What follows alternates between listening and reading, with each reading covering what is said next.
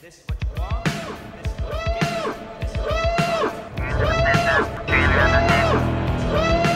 what you You have located GeekFest Rants, the entertainment podcast for genre geeks like you. Shall we play a game? Covering the world of vintage and current film and television since 2010. Game over, man. It's game over. Featuring in-depth conversations on sci-fi, horror, fantasy, comics, toys, and conventions. So say we all. So say we all. And now sit back, relax, and enjoy today's show. Right, all set. Turn over.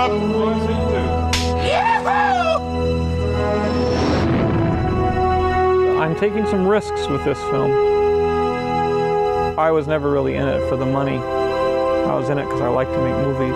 Action! It is not the pencil you use, but what you say that's important. That will never change.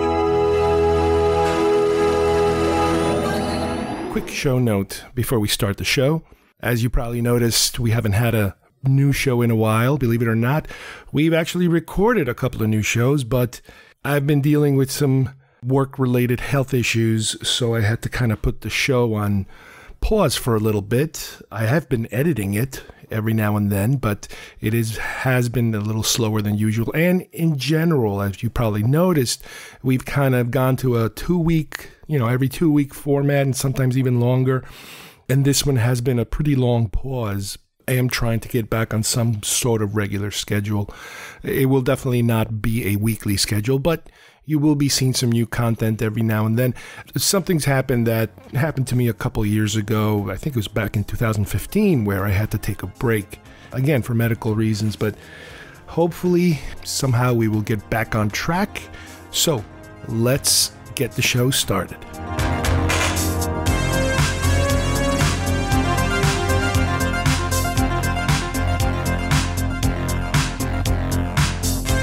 Everybody, and welcome once again to GeekFest Rants. My name is Carlos Perron, and today we are going to be talking about coffee table size books, specifically Star Wars, and I'm going to throw in a couple of little bonuses here or there. But the meat and potatoes here is going to be Star Wars. There have been a number of books put out through the years that I've collected, just like the other dozens and dozens of Star Wars books that I've collected. But these are very specific because these are extremely large books. To the extent where I've waited and waited and waited and kind of bypassed, because they're so large, and focused on other books in order to read. And I finally decided this is it. The collection is getting way too big, and there are certain books that have never been touched yet. So I sat down and started thumbing through all of them, all of these gigantic books. And the fact that they are so, number one, they're kind of expensive in terms of compared to regular books. And number two, they're books that are just not getting my attention. And just by thumbing through them the other day, these seem to be excellent books with a huge amount of information and photography that you kind of forget it exists. So I'm going to try to start hitting these books pretty soon. And I'm going to give you a list of at least the ones that I own. I mean, there's probably more. And these are books that they are just big. They're very big. They're not the type of book you can take to bed and read, because if that book were to fall on you, you would be in trouble. So let's get started with our coffee table size Star Wars books. Klaatu, Marada. You must burn the books, Montag. The books have nothing to say. When I was your age, television was called books. You, Mr. Bemis, are a reader. A reader? A reader. A reader of books, magazines, periodicals, newspapers. All right, I want to talk about books, specifically what would be considered the coffee table size books. These are books that are pretty large compared to other books. And the majority of the ones we're going to talk about today are Star Wars related, but I do have a couple of stragglers along the way.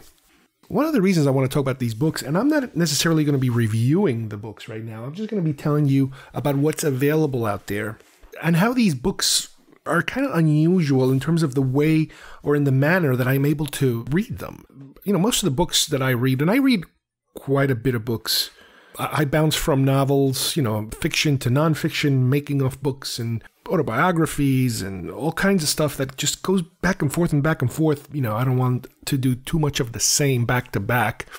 And I will normally be dealing with about 2 books at a time. And like I said before, I try to make these 2 books different. For example, I might have a Stephen King book and a making of Star Wars, or a Bosch book and a making of Star Trek. You name it. I have some kind of combination going on all the time. I remember at one point I tried to go for 3 books at the same time, and that got a little out of hand.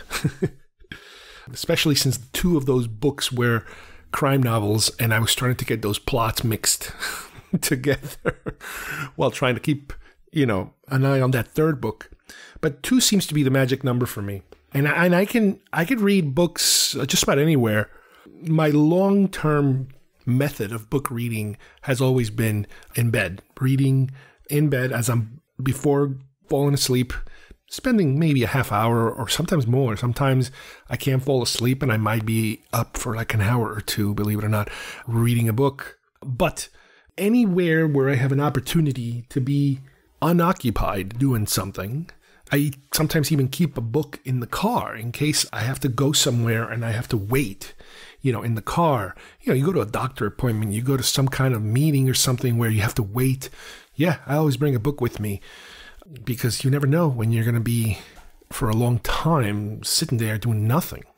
And I'd rather not just go at my phone for such a long time and just completely exhausted. But anyway, a lot of these books that I walk around with sometimes, obviously I would rather have paperbacks, especially for nonfiction. I always enjoyed the paperback size, what used to be the paperback size. And we might have talked about this in the past. I'm not entirely sure, but I am pretty certain that when I was young, back in the 80s or 90s, let's say, most of the books I had were either paperbacks or hardcovers. It was either one or the other. I don't really remember other sizes. Maybe they were there. I just cannot seem to remember them. Or maybe a lot of it has to do with the fact that because I had purchased so many Stephen King books at the time that they all came in the paperback size. Obviously, first they released them hardcover and then there was a paperback.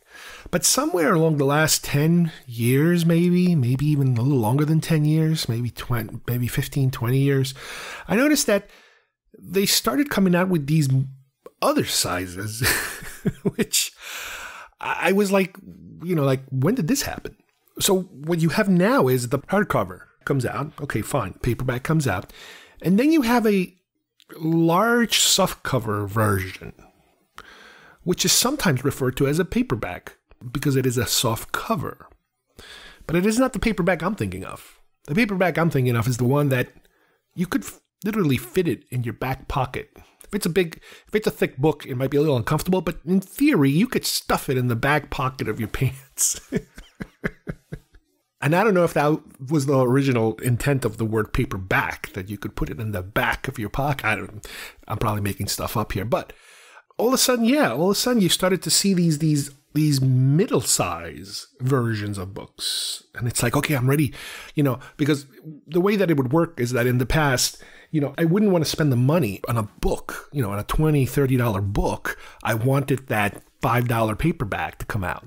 But now what you have is the $20, $30 book followed by the $15, $16, $17, $20 paperback.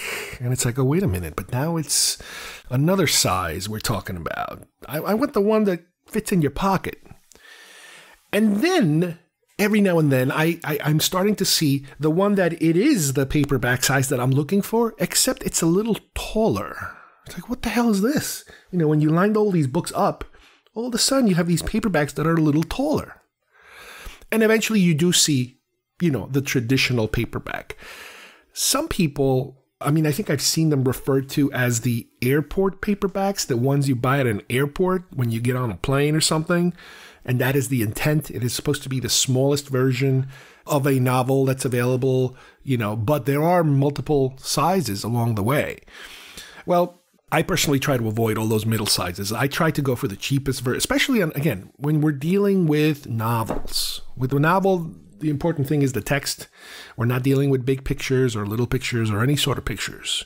So the cheapest version should be just as good as a large hardcover. Unless you're having, issues reading small text, you want I know they have like the senior or the adult size book section where the print is a lot bigger, but thank God I'm not up to that point yet. I can still kind of read okay with the help of my glasses, but I purposely wait for those smaller versions, even for Stephen King. Sometimes I can't help myself. Sometimes I kind of lose it and say, I want to buy it anyway, and I end up buying some of these silly mid-size ones. But I do try to stay away from the big ones, unless I'm buying them used somewhere. If I go to a used bookstore, I don't mind picking up, for $5, a hardcover book that's a couple of years old because, hey, I don't mind the size. It's a little annoying that, because you end up, in my case, I end up keeping those books. I don't get rid of books. Usually I keep them. I like keeping books. Obviously, I don't have the room to display them anymore. They all end up in a box somewhere. The majority of these novels that I read. But I do have a very large amount of books that are kept in a bookcase. Actually, in my bedroom. This is where most of my books are. But even in the office, I do have a couple of bookcases also with very large size books and that sort of thing. But my habit of book reading is also a little over the top in terms of kind of just like my toy collection, where I go a little nuts sometimes with toy buying. I also go a little nuts with book buying. I have more books than I know what to do with, I'm sure. And I haven't read a third, maybe half of the books that I own. And the problem that I've noticed lately is that I keep grabbing a book to read, and I grab a book to read, and even though I'm grabbing sometimes 2 books at a time and that sort of thing, I go pretty fast through books, which is good.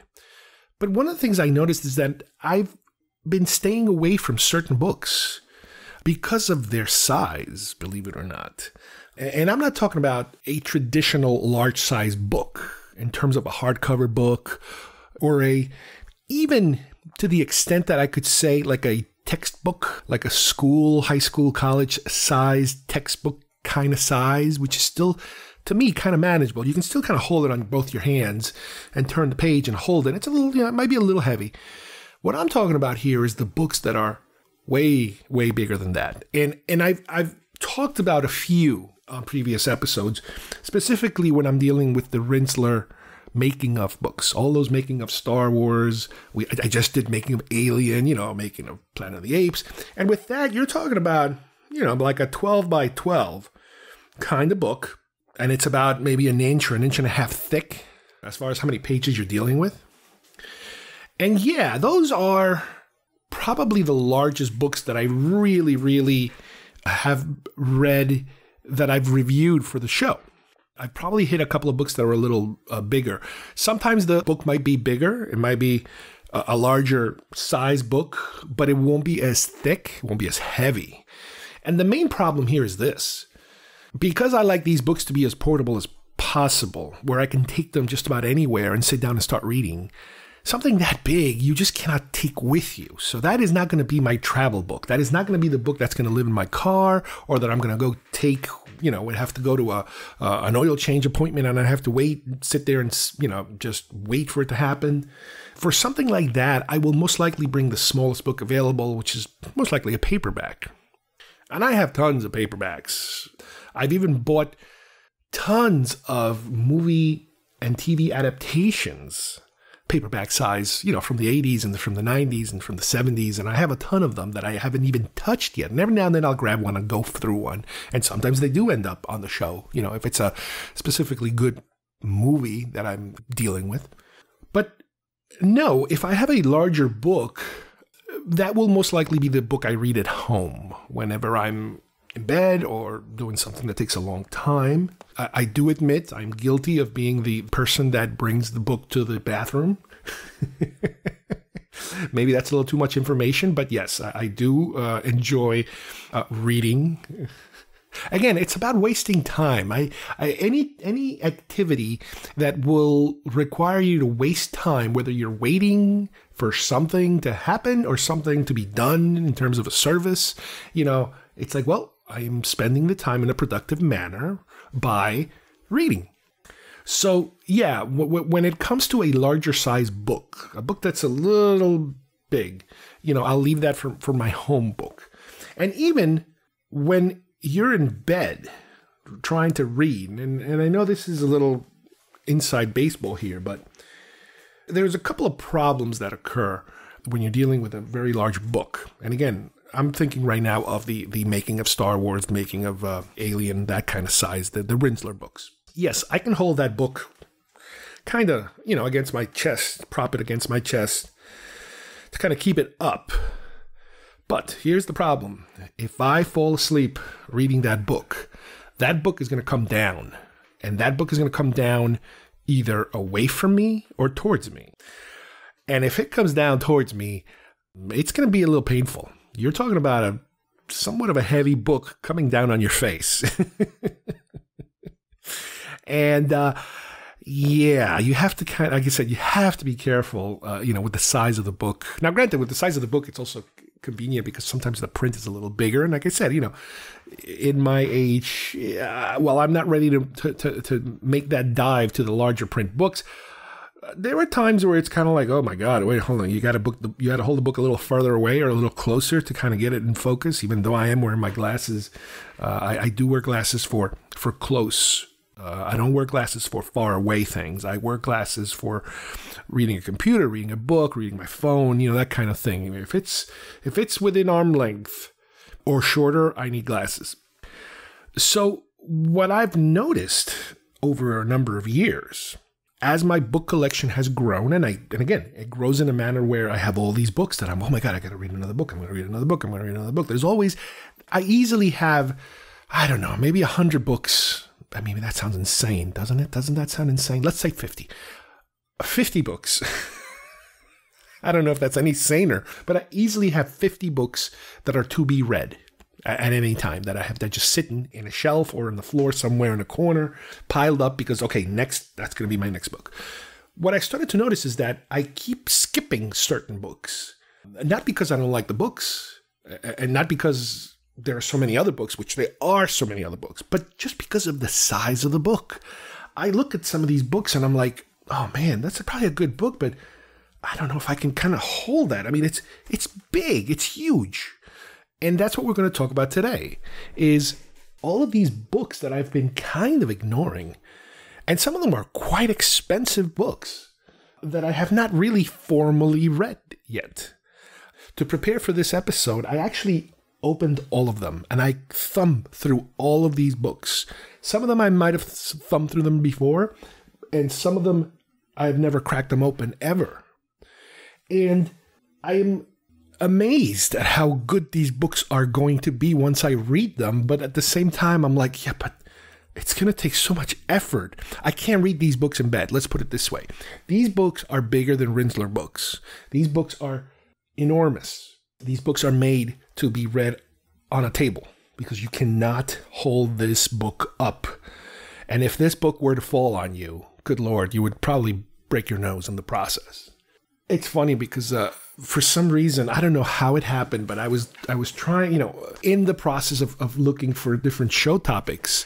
I don't know if I either watched one or I started thinking about it, and I started, the connection started to be made about the issue of coffee table book. And when I go to Barnes and Nobles, I like to get, the few bookstores that remain these days where there's actual physical books that you could touch and see.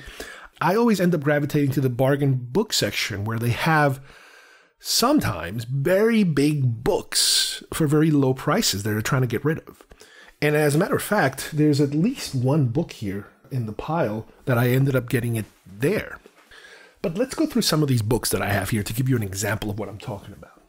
I think my oldest one here might be my Stephen Sansweet Vault book, which I think I might have actually talked about this.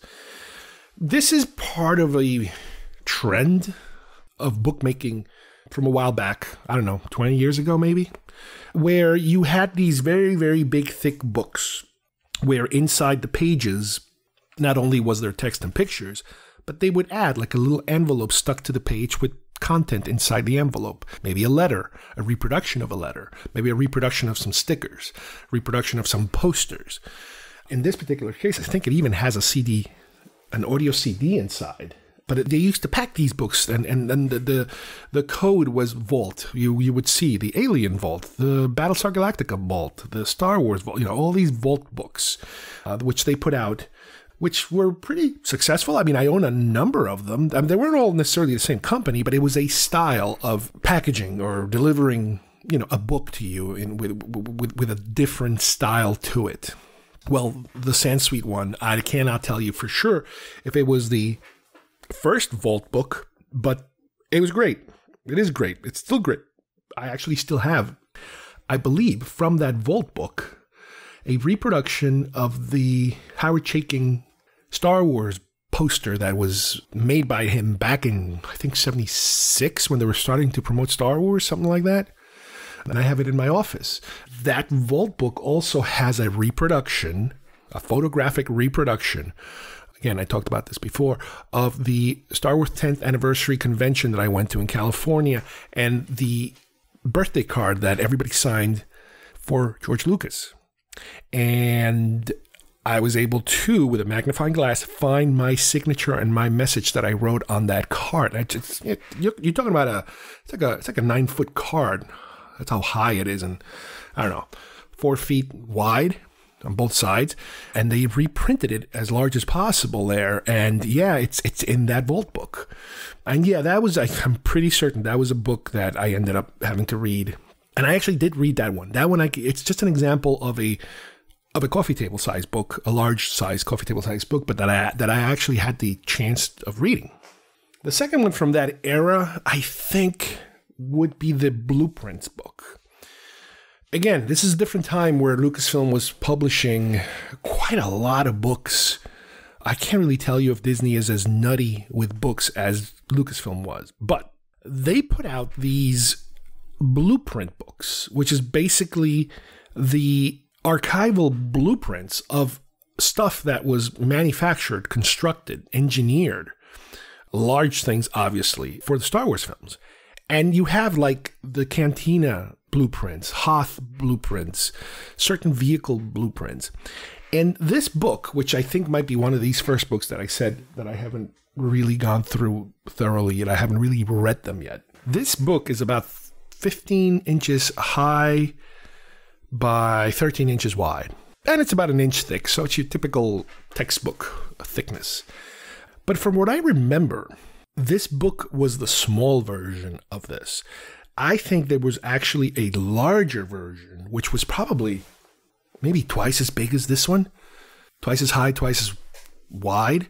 That was way, way more expensive, and I wasn't going to buy. This one was a little cheaper, and it was like the economy version because everything was kind of shrunk a little bit. But there is apparently a larger version of that, and yes, I do remember that was like, talk about the size of a table. That was that thing had a lot of real estate, It really gave the coffee table size theme its worth. It kind of brings you back to that old Seinfeld episode. There's actually a series of episodes where Kramer is pitching a book company a coffee table book that's all about coffee tables, famous people's coffee tables. And then in the later on episode, he delivers the book, he's promoting the book, and the coffee table size book that he has turns into a coffee table with little legs and everything that you could actually use it as a coffee table. It was a silly gag that kind of went on a couple of episodes. But that's kind of what kind of brought me back into thinking about how these are all are related. And because of their unusual size, how they are treated differently. I don't know if I'm the only one that does this. I don't know if other people do this too, that they kind of stay away from these larger books. But yeah, that one was a big one, I remember. But yeah, the more expensive one, I believe, cost about $500, and it was limited, I think, maybe to 500 or something like that. Some smaller capacity, because obviously not everybody's going to spend that kind of money on a book. This was you could kind of call it the golden age of Lucasfilm print. This is when J.W. Rinsler was involved. He was the editor of this particular book also. There's a whole bunch of books that were put out that are not necessarily making up books under his name. But yeah, I remember I saw it at a convention and I was like, oh my God, this thing is huge. But I was very happy when they put out a more affordable, under $100 version of it because, wow. And sometimes what they'll do is when you have these special versions of a book, sometimes they might be international. They might be like only in Japan, for example. They'll have a different kind, and then by the time they arrive in the U.S., it's slightly different and a little more affordable, of course. Up next, we have The Art of Ralph McQuarrie books. All right, this one is one of the first monsters, I would say, in terms of when you receive this in the mail, how huge the packaging is. And this is a book that comes in 2 volumes inside a slipcase. And the books are about 13 by 15, 13 long, 15 high. But there's 2 of them that when you stack them together in the slipcase, they're about 3.5 inches thick. That's how much material you have. And the way that these books are broken down is they take Star Wars and half of Empire, more or less, and then half of Empire and all of Jedi. That's how they break the 2 volumes. The slipcase is beautiful. I don't know what the product, it's like some kind of cloth covering on it with a big McQuarrie portrait on the face of it, the R2 C3PO portrait from New Hope. This is a company it's still around that had been putting out while McQuarrie was still alive. And up to now, they were putting out products, a lot of it having to do with him, obviously. And they had very big coffee table size books of Ralph McQuarrie. And I believe they might have had another version of this too, if I remember right, that covered his other non-Star Wars artwork. The one that I ended up getting, and I believe I got it as a gift, I believe a friend of mine gave it to me as a gift, is just the Star Wars portion of McQuarrie's career. And once again, this is one of those books that they're so huge that you just don't have the time to work it into my rotation of books. And it is the kind of book that has to be read on a table because it is so large. It is just a fantastic book. Through the process of what I've done lately, which is looking at all these books that I'm talking about today, I was able to thumb through the entire volume 1 and 2. And it is just amazing because not only do you get to see his final paintings, the portraits, but you also see the concept work that led to those portraits, all the sketch work of just, brainstorming things together with sometimes other artists that are collaborating with him as the movies, move from one to the other. There's tons of stuff that's ancillary stuff, Christmas cards, logos, posters, concepts, you name it. Matte work, matte paintings. He did a lot of matte paintings on Empire Strikes Back. You get the feeling, and this is from reading many different materials having to do with McQuarrie, that he was so beloved, especially by Lucas, that Lucas seemed to just want to keep him around no matter what and have him do something just to be able to stay with them, to contribute in one shape or another. And you see it in the work. It's like, wow, that is so cool how all his work kept coming in, even after the movies are finished, while they're waiting for the next movie to come along. In between, he's being given these assignments that are Star Wars related. But it's just simply amazing. And this is one of those books. The book is full of tiny little paragraphs of quotes from McQuarrie explaining his work. And there's so many things you find out.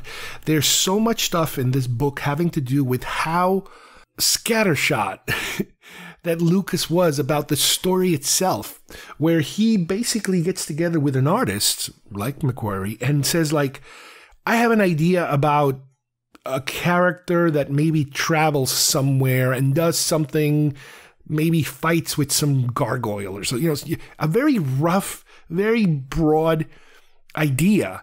And how McQuarrie then starts to explore that idea and suggests and makes drawings and concept sketches for this idea. And how far along they get, with certain set pieces that eventually get discarded in the process of coming up with, for example, The Empire Strikes Back or even Return of the Jedi.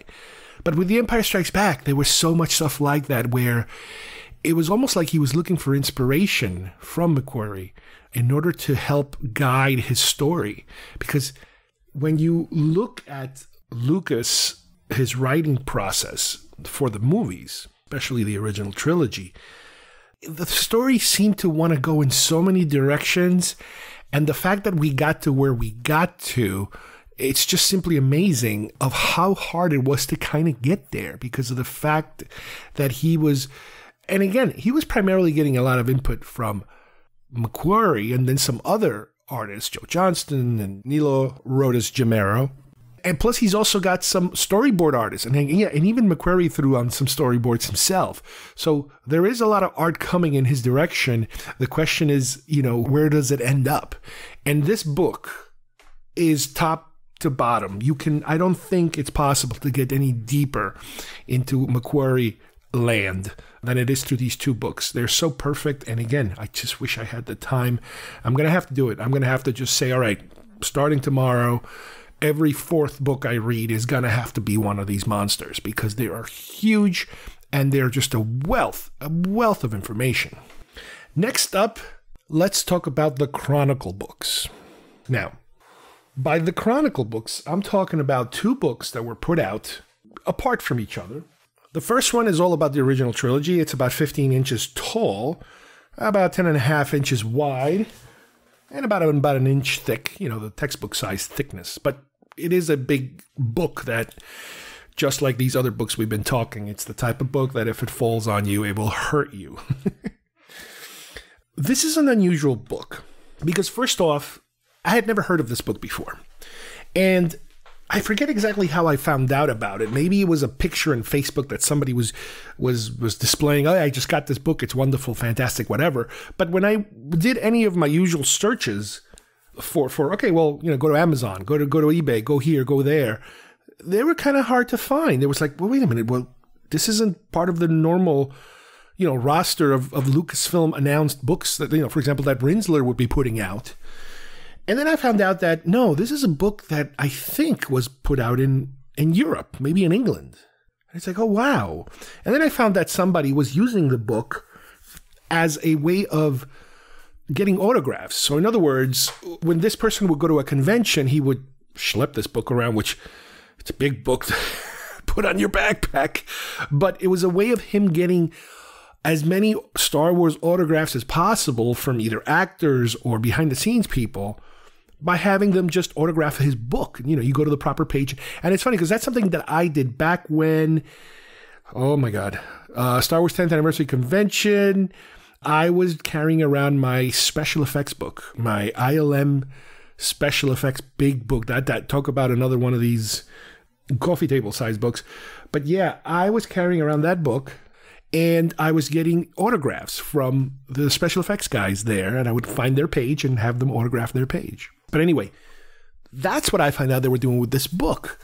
Now, once I was able to figure out what book this was, and the fact that it wasn't easily obtainable here, I think I finally got one through eBay. I think eBay finally got me one. They're very expensive because they're kind of rare. And the one that I purchased, I remember these books, when you were to buy them new, they come inside a slipcase. Well, the one that I bought was a little more reasonably priced because of the fact that it was missing the slipcase, which is fine by me. I care about the book. I don't care too much about the display of the book. And I got that one. Later on, I was able to get what could be considered the sequel to this book, which is the prequel trilogy version of this book. Again, it's a book with all this stuff, but this time around, I believe it was manufactured in the US and it might have been a little more accessible to U.S. buyers. The second book, I believe, is from Sansweet and Pablo Hidalgo. The original book is not. It's from Deborah Fine. But what I found out was that the original book was also based on a Japanese version of this book. So there's a trail of how this book came about. And I'm telling you, what makes this book different, and it's funny because whenever you see these books, it's like, well, what are we dealing with here? Is this a photo book? Is this a fact book? You know, a time chronology book? What are we dealing with? This book is completely full of pictures and facts. You're not necessarily getting the making of format, but you're getting as much of an overall snapshot of the characters and the ships and the locations, you know, that sort of thing. And you get this excellent photography that mixes both production stills, behind-the-scenes stills, publicity stills, you name it, detailed concept model stills with final, you know, renderings in terms of what you actually saw on the film. And it just combines them all and to give you a nice, concise selection. So if you were to do some research on, like, for example, a TIE fighter, you can go find that section on TIE fighters and it will give you as much reference as possible all about that TIE fighters in a concise way. In other words, it doesn't go insanely, 7 pages on TIE fighters, but it is very good at displaying that. And the best thing about it is all compact into one book. You have the entire first trilogy into one book. From what I understand, the Japanese version, the original one, might have a few more things, which doesn't surprise me because a lot of times that's one of the things we find out is that the more upscale versions, they usually have a little bit more to make it a little more special. Plus, it is very difficult to find. I did find a YouTube video of somebody who had finally was able to locate one of these Japanese versions of this book where, it cost quite a few dollars. But like I said, but in my case, I went for the open used one without the slipcase, and I was able to get one. It's a great book. If you're into model making, if you're into any form of research of Star Wars material, these books, especially these guys that I'm just talking about right now, they're a great resource of reference, of pictures, of comparisons. It's funny because you see, like, for example, like Han Solo, and then you see him in the movie, then you see him at some photo shoot, and then you see him in another, and you see even like how his haircut changes from photo to photo, and you can tell, well, wait a minute, this wasn't during the movie, this was done maybe 6 months later, at a photo shoot, and that's why his hair looks different. And wait, he's not wearing the same pants, he's wearing slightly different pants, and you get all kinds of little tidbits like that where it's just fantastic the amount of work. When you're done going through just the picture collage and the little descriptions of the main elements of the film, there is a section that includes some kind of making of chronology. It's smaller, but at least it gives you some of what's going on. Each movie has its own little section on deleted scenes. Again, fantastic. And here's one of the things that I admire the most, especially about the first one, is that these books were put out before the special editions.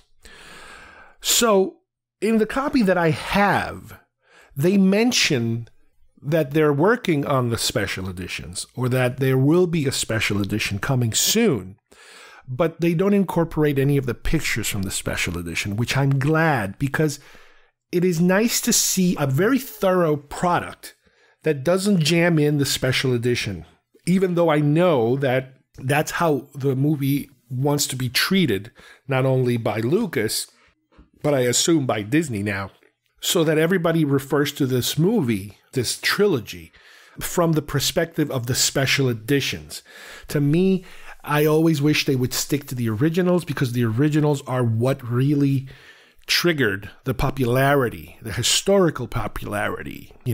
People fell in love with the movies the way they were, not the way they are. I'm not saying you should deny one or the other, specifically the older version. I would say that's fine. If you're going to make a book about it, make a book about it, but then deal with the special edition as a future separate thing that you can talk about separate from the original stuff, because you can't really mix certain special effects techniques that did not exist back then in the same book, in the same page, in the same paragraph, talking about it. If you're writing a paragraph about the trench battle, in the Death Star, you can't say, well, for this shot we used CGI and we were able to blah, blah. No, but wait a minute, that was the special edition. You didn't have CGI back then. Let's talk about how it was done originally. Later, we can talk about the special editions. Now, granted, when you switch to the next book, then it's a whole other world, because by the time you get to the next book, you're dealing with the prequel trilogies, where that's when digital technology started to kind of go haywire, from 35 millimeter film all the way through digital. We saw that transition happen before our eyes. Again, another great book. If you have the chance, locate one, even if it's in rough shape, buy it, because again, if you're into model making, if you're into any sort of research, even stuff like I'm doing now for all these different podcast shows, especially having to do with Star Wars, every now and then it's like, I need a picture of blah, blah, blah. Oh my God. So I start digging through all these books, and there it is. I can find the information, and then there's some kind of blurb that even tells me a little bit about it. Perfect. Now, the last of the Star Wars books that I'm going to talk about are two books that came out a little bit ago, and they're from a company called Taschen. Now, if you're not familiar with this company, and I've never really heard of it until I started looking into these books, they do a lot of, I would say, maybe pop culture or artsy or musical, or again, it's a very artsy crowd, where they produce these super thick, massive books, talk about coffee table size books, that go deep, crazy deep into this sort of thing. And what they did is they put out two books, one about the original trilogy, sounds familiar, and one about the prequel trilogy. They are both by Paul Duncan. And from a couple of interviews that I've listened to, it sounds as if the plan was to put this out as one book. And as he started working on this book, he realized it was going to be way too big. So he got permission to cut it in half and deal with the original trilogy and the prequel trilogy. He did about, maybe 4, 5, 6 days of interviews with Lucas. So he was able to get a lot of straight, from the horse's mouth type of information. A lot of it comes from previous materials. And this is also a book that doesn't follow exactly the same format as the Rinzler books did. This book is also post-Rinzler. So you got to remember also that up to a certain point, Rinzler was the guy, the go-to guy for anything Star Wars, especially the high-end book part of Star Wars. And after there was that falling out between him and Lucasfilm, but it might have been him and Disney, I'm not entirely sure. We will never probably know that. You guys probably already heard my story before. He put out a blog about the behind the scenes of the making, I think, of the last Star Wars film, the Revenge of the Sith, and how things were kind of dicey in terms of, again, the behind the scenes kind of stuff. And also around that time, I think he also was working on the making of The Force Awakens. And because all of that happened around the time where Lucas decided to sell the company, that book got first put on hold and I think eventually canceled. And we theorized a lot about, well, why? Why would they not want to put out this book out now? And also, if you think about it, yes, he did write the first 3 making of the original trilogy books. And granted, I always say this, you get to hear in those books the Lucasfilm version of the story. Lucasfilm is the first person, Lucas, his employees and that kind of thing. And yes, you are getting a somewhat sanitized version, and there's probably about a dozen or more other versions of the story from other people's perspectives that probably don't paint Lucas or Lucasfilm in a very positive light based on their interactions. This is what happens everywhere you go in your interactions with people. There's always going to be 2 sides of the story to most conflicts, let's say. But you have to respect this, because this Lucasfilm book was, up to that point, one of the most thoroughly put together publications from their point of view. So you could disagree with some of the things that happen or in the sequence of events, but the amount of archival material that exists that they're able to use and show you is just fantastic. It's just that, you know, the other side of the story doesn't have those kind of resources usually. So it's a little more difficult to get that. Anyway, my point here is that Rinzler was the go-to guy. He was putting out all these books, making of books. He was putting out all these other top-notch books, like the Blueprints book and this book and that book. And I believe there was a book called Frames, which was another one of these insanely expensive, huge, large-size books. I never got that one because that was basically a collection of still frames from the films where you can look at them in a page, I think, without having to split the page into two. And it gave you a very large portrait of a still image from the movies. Yeah, I remember that one. That was a big one, and that was very expensive, and I never got into that because it was like, you know what, I got to draw the line somewhere, and just the price alone prohibits me, you know, from going in that direction. So when everything kind of ended, you know, with the selling of the movie, it looked as if there was going to be somewhat of a blackout or a cooling off period in terms of such in-depth publications. And there kind of was. Now, granted, some books might have already been on the pipeline that they were able to finish, but some books were completely put a stop to them, like the making of Force Awakens, which at the time, if you think about it, one of the things that you have to understand is that sometimes you need a little time. You need a little time for heads to cool, for the history to be agreed upon or rewritten. And that had happened already with the original trilogy.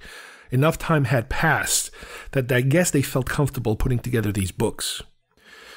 For the prequel trilogy, there were some very smaller versions of those books. I think some of them were softcover books chronicling the making of the film, but not in the insane detail that those Rinzler books had for the original trilogy.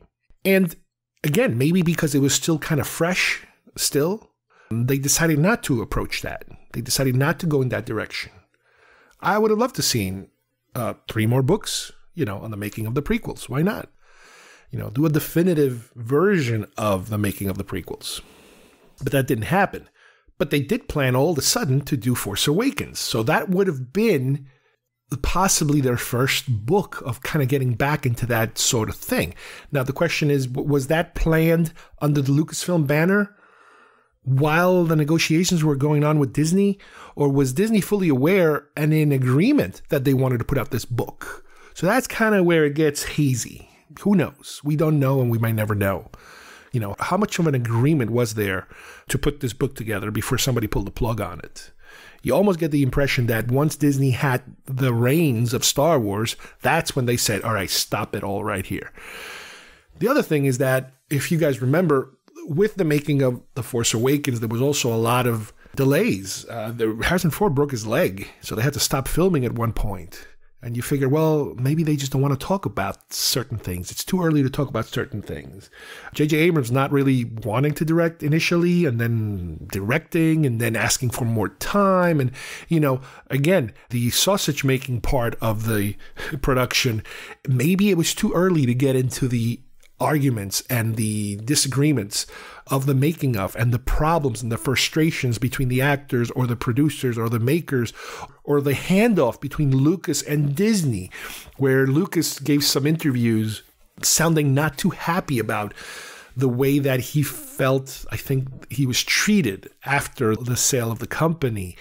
And you know, how they kind of ignored all of his suggestions and ideas, and they went in a completely different direction.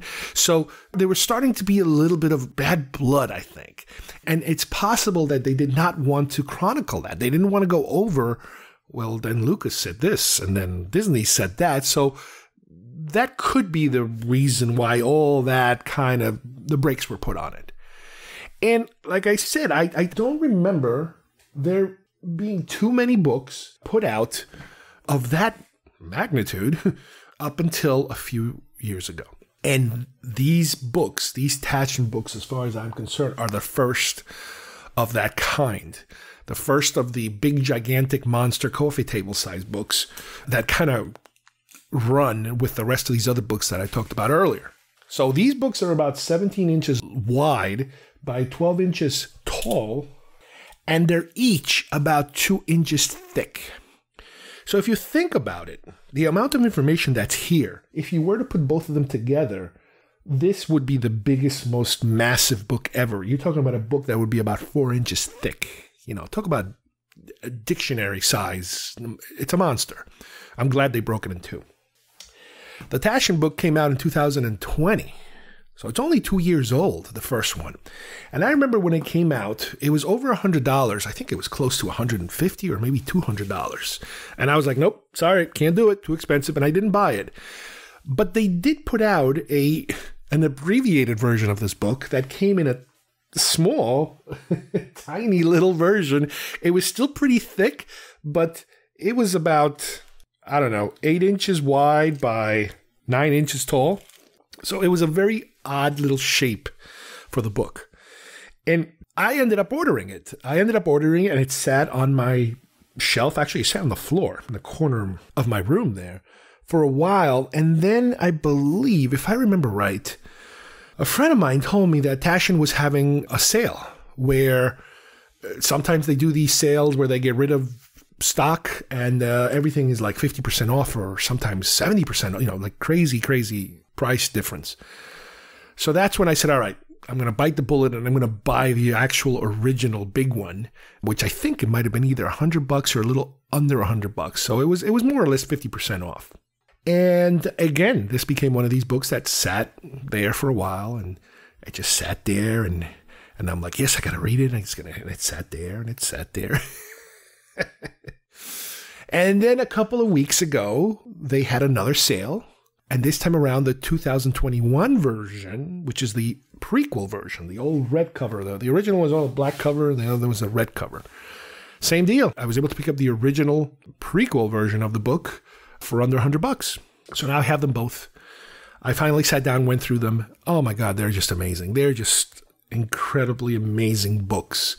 It's the type of book that if you don't even own any of the other books I talked about, having one of these books is almost enough.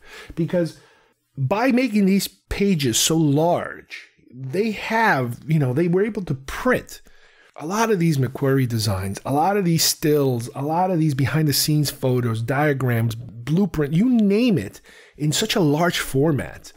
And the way that the book is structured is somewhat different than the making-of book, because the making-of books are very chronologically oriented, and they go through the process. Here, they kind of do work in a chronological order, but they don't go on a day-by-day, week-by-week, studio reports of what got done or didn't get done manner. They kind of go here by interviewing people. And one of the main things that they did, especially on the first one, is interview Lucas as much as possible to have him chime in on things. Now, again, Lucas has said just about everything that needs to be said, but they tried to kind of get a different angle on it. So you have these gigantic photos with these little blurbs from Lucas trying to, Q&A. You see actual question and answer sections from the author of the book, sitting down with Lucas. And on the second book, you get a similar thing, but apparently by the time he got to the second book, he was able to open it up a little further to some other, to include other contributors, from all over the production. So that is something that's also very good. Depending on which book you're looking at, and depending on how deep you go into them. And again, I haven't really read these books altogether. I just kind of thumbed through them. And I'm like, I can't wait to start these books. But one of the things that stuck out to me the most is on the prequel book, as compared to the original trilogy book, how much Lucas relied on so many conceptual artists that I have never realized that he did. I mean, I had a pretty good idea, but when you compare to the original trilogy and you have the big guys You have the Nilo Rodas Gemero, and you have Joe Johnston, and you have Colin Cantwell with those models he was putting together. You have Ralph McQuarrie putting everything into the proper place. You know, you had your main people there. But when you got to the prequels, I couldn't tell you. I mean, I know Ian Chang was the lead guy, but there were so many people under him that it was just a nonstop cavalcade of artists, and the different style of art that was being used, a lot of computer-related art. So it's a completely different world. And again, these artists were able to explore and come up with so much material that, I mean, there's enough material for like 10 movies that was being done. And I guess when the director is paying the bills, he can say, yeah, do it or don't do it. You know, he's the one who can actually stop or say go or stop, and spend so much time and money to the conceptual side. Aside from that, these two books are gigantic in terms of reference. Again, for any type of project, like I was saying before with the other books. Yeah, you want pictures of something? You can open up 3 or 4 of these books and they're there for you. They're just sitting there and you have all the research work you can do. You can get a lot of this research on the internet, but if you like the old style, if you will, old school research of opening books, going to a library and just thumbing through these books and finding the right thing, it's all in here. It's all in here, and it is just simply fantastic. So that gets us to all of these new and old Star Wars books, these coffee table sized monster, gigantic, call 911 if a book falls on you size books. But I'm going to give you 2 bonus books because I like giving you guys, you know, the bonus round at the end of these things. And these are books that are not Star Wars for a change. These are a couple of books I happen to own that kind of fall under this category. One of them is a James Cameron book that recently came out called Tech Noir. And it's about his artwork in all of his movies, and even before he was making movies and his current movies. It's about all the artwork that he used to do because he was a pretty big artist in terms of the type of material that he would do for the films that he worked on. And I am very, very interested in finally getting to this book. This was a new one. This one just came out, especially about his Terminator work and his Aliens work. Now, granted, a lot of the Aliens work, you can kind of see it in a lot of the supplemental material, but the Terminator is a movie that I think it's under-chronicled, under-reported. There wasn't a lot of preservation, I think, of the making of that film, because it was a small film and nobody really thought it would be that big. But I can't wait to start reading it. This is a big one. It's a little over an inch thick, and it's about 10 inches wide by 13 inches tall. It is not one of the biggest ones of all these, but it is in the chronicle territory. It is nowhere near the Star Wars archives we just talked about, those archival gigantic monsters. No, but it does fall, price-wise also falls under that other category of, okay, these are large, serious books that, because it deals a lot with art, you are going to get full page spreads of his original art, which I can't wait. I can't wait to start that one too. My other one is one that I had forgotten that I had gotten, and it is a Taschen book. It is not as gigantic as the Star Wars archives.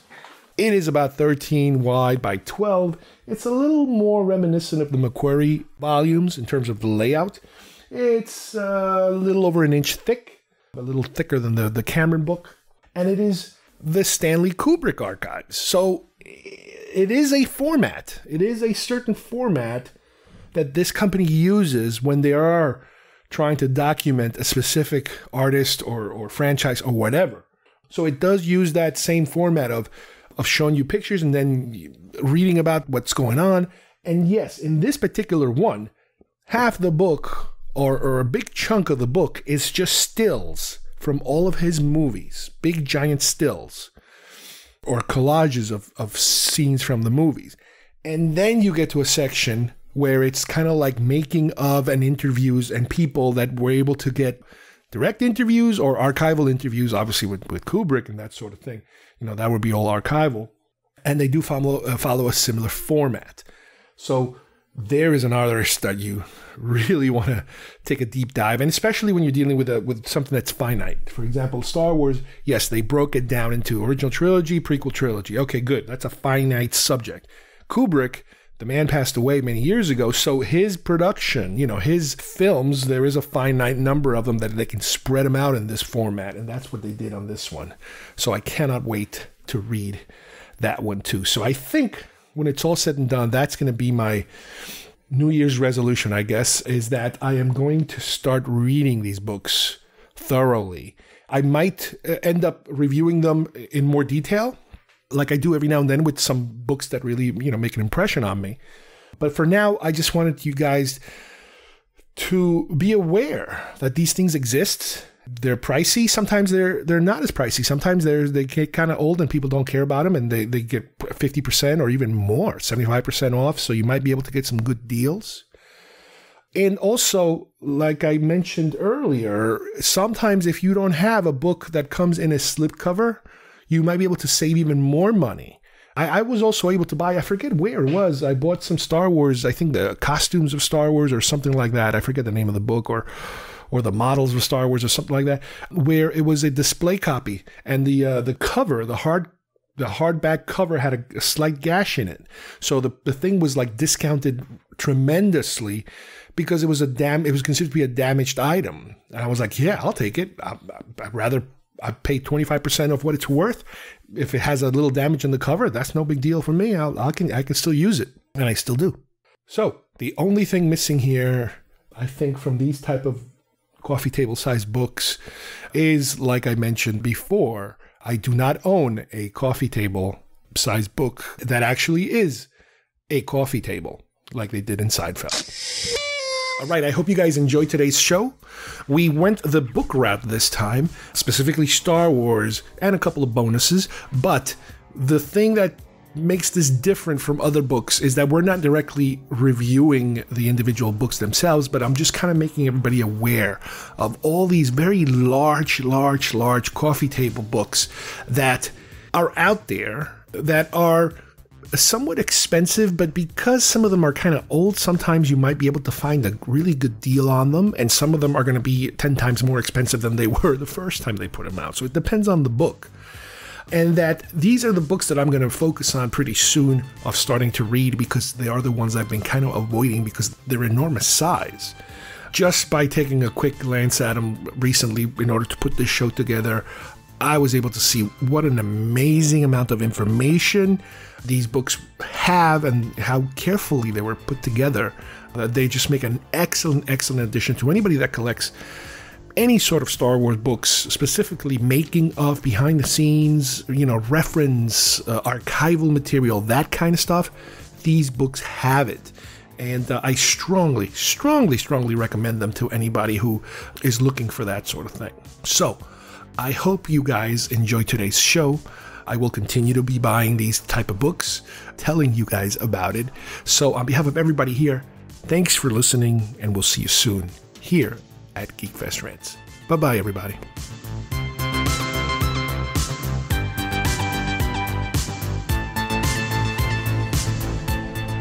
Hi, I'm Jim Cameron, and I'm here in New Zealand doing post-production on Avatar 2.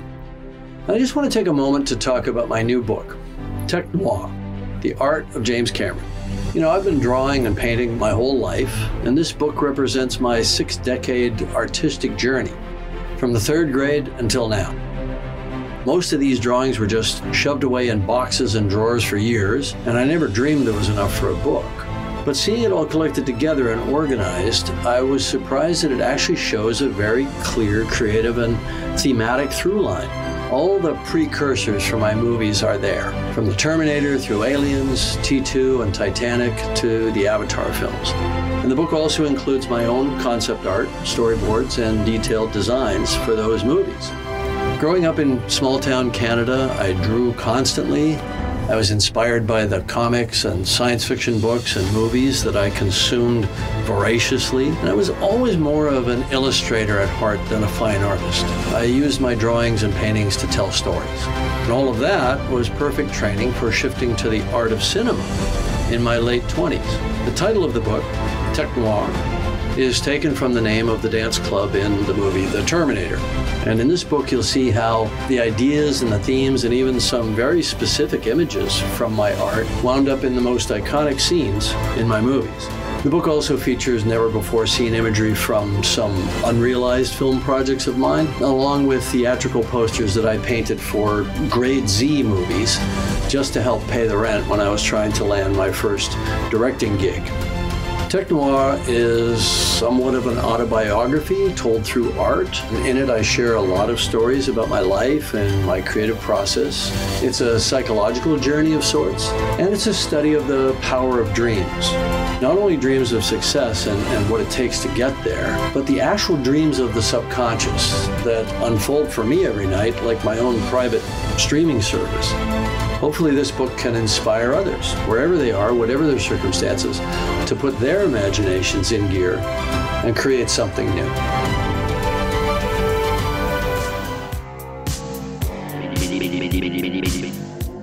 If you would like to subscribe to our show, send us messages, or see video links to some of the topics we talked about today, please visit our homepage at GeekFestRants.com or our YouTube channel, Facebook page, or iTunes at GeekFest Rants.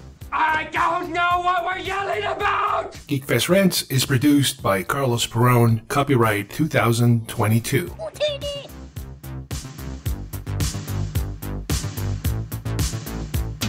This broadcast is part of the IC Robots Radio Network.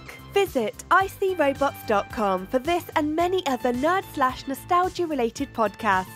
You won't be sorry for long.